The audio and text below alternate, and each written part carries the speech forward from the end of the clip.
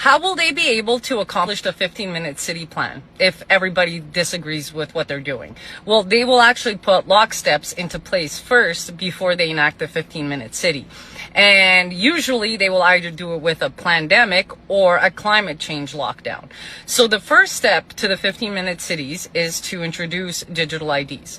That's where they take all of our IDs, everything that you live off of, and they centralize it in one ID where one entity can just shut it off.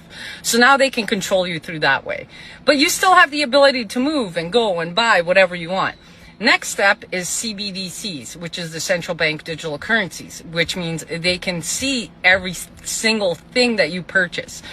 So instead of going to the store and them just seeing you spent $150 at the store, they will be able to see everything that you bought.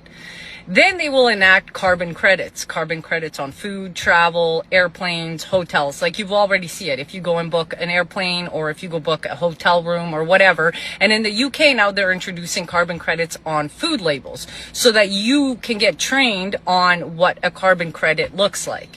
Then they will either enact another pandemic or a climate change lockdown through bullshit science. And because all the countries already signed the WHO pandemic treaty, we all have to be in line with what they want.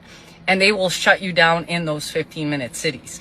Now, if your mayor has signed on to the 15-minute cities and has received funding so that your place becomes a 15-minute city, you will see a lot more cameras around in your area, and it will be the perimeter of the 15-minute city.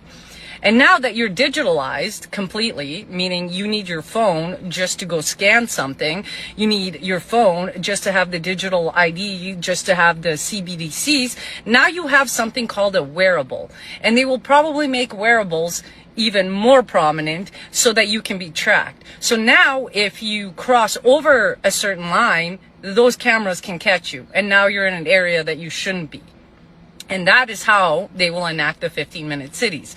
Now, let's say you live on the West End and you work on the East End and you're like, how will I get there? Well, first, they will see if you can work from home. If you can, you're working from home.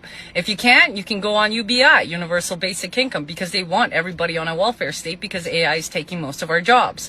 And if you can and you're useful, you will get a pass. And that pass will allow you to go to work and from work. And that's it. You're not allowed to stop anywhere. You will need permission for that. And they will literally use this kind of logic in the name of climate science or whatever else that they come up with that's all bullshit. Does that kind of make a little bit more sense? Which is why we're all talking about how dangerous these lock steps are for them to finally get their end goal, which is to imprison humanity into 15-minute cities.